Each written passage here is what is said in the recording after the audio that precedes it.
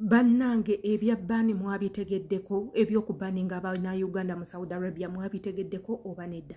Amawulire agatambula nti Abannayuganda bagenda bagoba mu Saudi Arabia matuufu oba nedda? Kubanga ganeno amawulire zino nnaku 3 nga amawulire gano gayitingana Abannayuganda bangi nnyo bavuddeyo ne bakiwaako endowooza ne bakyogerako Abannayuganda bagenda kutugoba, Abannayuganda bagenda kutugoba era batugobye era okutandika n'omwezi ogwokusatu bagenda kubanga batuwa salesale bagenda kuteka bbaani tebagenda kukkiriza Bannayuganda kuddamu kuddakolera eno olw'ensonga ABCD. Ebyo nno bye biyitika era ge amawulire ge tugenda okubanga era twogerako olunaku olwaleero tugenda gateeka waneeno nawe oyongerezeeko eddoboozi lyo era oyongereze okunoonyereza omanye ebintu bino ebyogera bituufu. Hello fam, as you know, this is your girl Sheila Adita. If you subscribed, that's good. Don't forget to tap the notification bell, and if you haven't subscribed, you still have a chance to subscribe. Come and be part of us, be part of our community by subscribing, tapping on the notification bell, so that whenever we upload a new video, you'll be the first person to get notified or to get information or to get a text message saying come and see what we've uploaded today. So Chembasaba, after all that, remember to watch these videos, and if you find them interesting, give us a heart or a thumb up or a like, and you comment below with your name and the place where you're living or place where you're staying. Give us information, give us anything you want us to talk about. I trust me, I'll be doing what you want. I'll be doing whatever you want, exactly what you want me to do for you. I'll be in need and you'll be notified. So olunaku olwaleero, there are a lot of news going around here and there, era nga amawulire ago ge tugenda okwogerako olunaku olwaleero ag'okuba nti Abannayuganda babataddeko bbaani. Nga sinnaba kugenda eri n'eri, njagala nteekewo akatambi kaneeno mubeere nga mukewulirirako mmwe nga mmwe Abannayuganda abali e Bulaaya. Akatambi kano kavudde ew'omuwala agamba nti naye amawulire ganeeno gamutuuseeko, ate nga trust me, she's not the only one. Yavudde n'ayogera ku nsonga eyo. A lot of girls are still coming with this kind of updates nga bagamba nti nno Abannayuganda bagenda kubanga bagobebwa. However much, me as Adita, sina proof of what is going around. I have no proof, but mpulira mu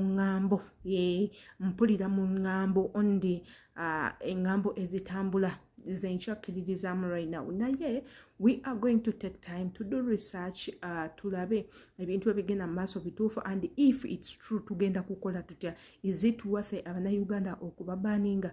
How are we going to how is this act going to benefit us? Era kigenda kutuleka wa tugenda kulumwa oba nedda? Katugendeko mu katambi.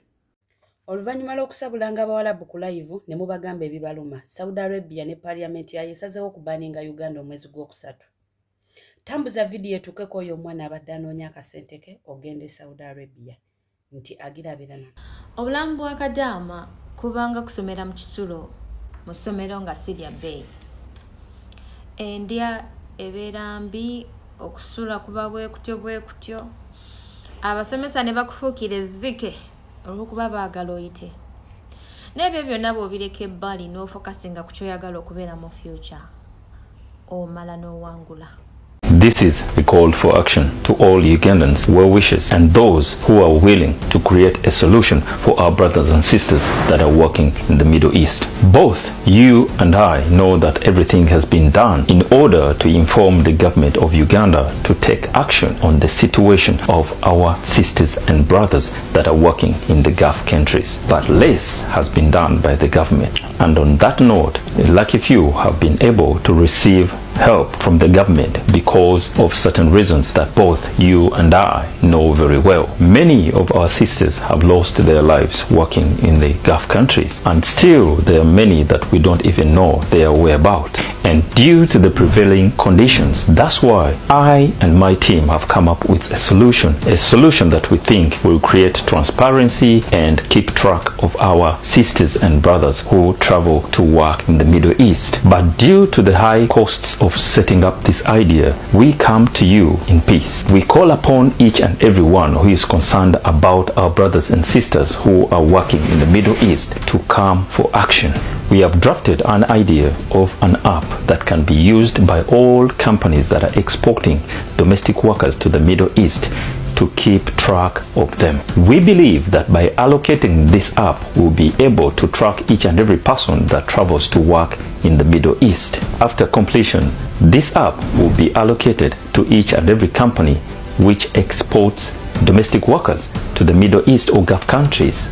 Each company will have access to a database system where they can register each and every person they export to work in the Middle East with full personal information and photos included. Part of the gathered information will also include information about the employer who this domestic worker is going to work for and all copies of contracts signed by both the employer and the worker together with the company that is exporting the domestic worker. On the other hand, the same app will be shared by the Uganda police and also shared with all Uganda national security stakeholders for them to be able to keep track on the same issue. On the other hand, the domestic worker who is to be exported to the Middle East or Gulf countries will have access to this app where they can log in as soon as possible to report any kind of abuse or mistreatment of their bosses to whom they are working for, which will be received instantly by the support team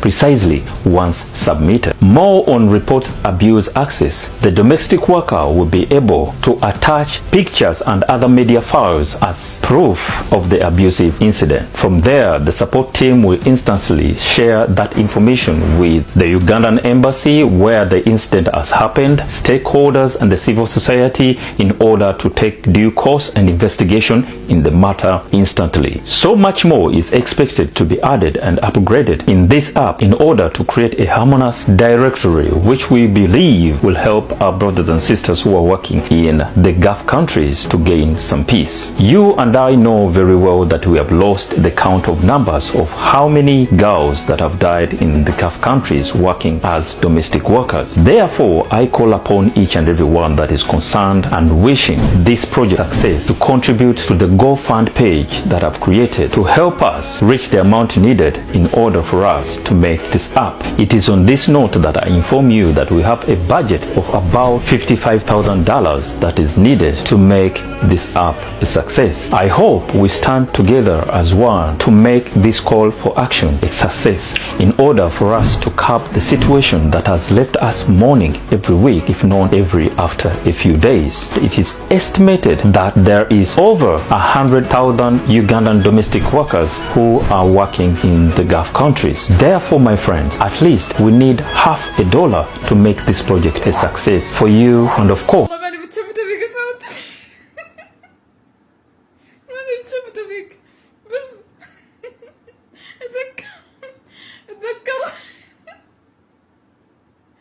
تذكرت يوم انك بغيت تسوي معها اغنية حليمة يس بابا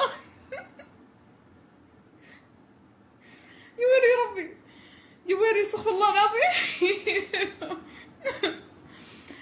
يوم انها بتسوي اغنية معك سعود حليمة يس بابا تذكرها اليوم فاتحة السوشيال ميديا توني جاي من الحرم السوشيال ميديا التيك توك كله عن حليمة سقط جسر حليمة وهو يصيح في مقطع يقول اللي يلقاها يجيبها لي سعود يا أخي اللهم لا شماتة بس من جد سعود الموضوع يضحك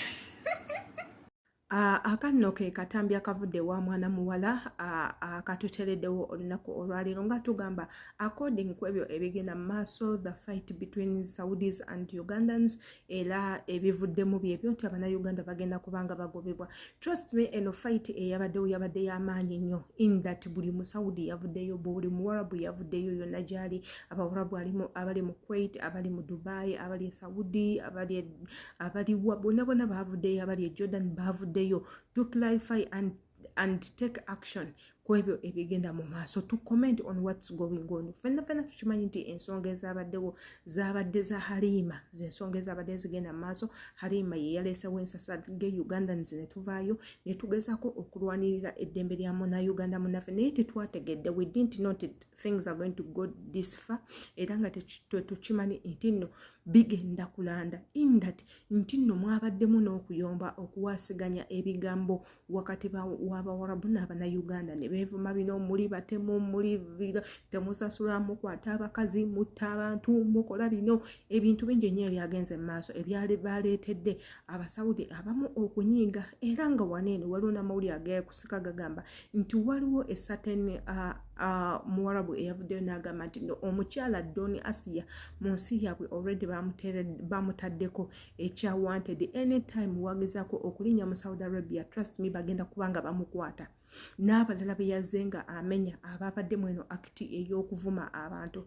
Wambula nze nga Adita nze ngamba kineno kiri waffe. Bwe bakira ku makya ne bateekako Abannayuganda bani ne bagamba nti no tebali supposed kuddamu okujja eno, tugenda kubanga tukyaniriza kubanga after all tewali kyakola, obulamu bwe businga.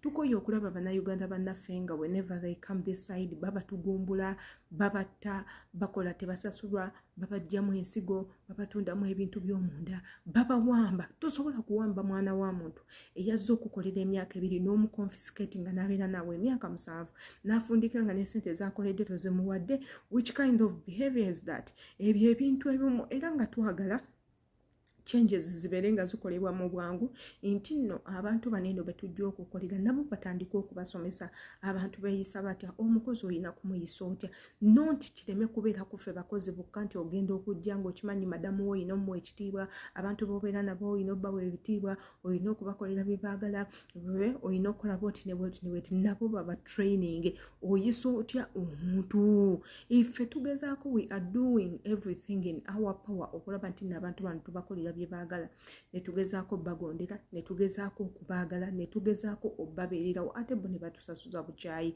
which buli muntu yenna yakirabye kubanga n'ensi endala zonna zaavuddeyo ne ziraba ekintu kinene. Ensi nga Kenya, ensi nga Nigeria, bonna baavudde ne balaba ebintu bineeno era ne bagamba bannange this is too much on Africans. Lwaki mugezaako okutta Abafirika? Lwaki temubaagala? Baabakola ki? If there is anything Africans have ever did wrong to you people, spit it out. Tulabe engeri gye tugenda okubeetonderamu. Naye ate when we go back to history, bano abantu be baatusobya, tujjukira emirembe gya slavery, engeri gye baatuyisamu, baatusalasalanga ebiso mu face, mbo batulamba, baatutanga, baatukubanga, ng'era weebiri ennaku zino ebintu tebinnaba kukyuka kubanga ekiriwo ekyakyuka nti bigiri gyali mirembe gyadda nti slave trade wamugendangamu nga toyagadde, naye this time round ogenda mu slavery willingly nti gwe kennyini weetwala n'okwata passport yo embeera ng'ekukinyeeko n'olinnya ennyonyi n'ojja eno ne batandika okutugumbula, ne batandika okutulugunya, ne bakola buli kimu kye baagala kuba bakimanyi tolina gy'ogenda kulopa. So ebintu webiti nze nga Adita ngamba bwe baba batutaddeko bbaani tekirina buzibu, basooke batuteekeko bbaani mpaka enjuyi 2 zonna nga zituuse ku nzikiriziganya, ate bamenye sure nti ebintu bye bakkiriziganyizaako biteebwa mu nkola. Igwe kye neebuuza kiri kimu, agenda okulaba akatambi kano olowooza ki? Kineeno kiteekebwa mu nkola oba nedda? Byonna ngenda besanga mu comment section. Jjukira okusubscribinga kirungi nnyo, kwata ne ku notification bell, embaagala nnyo.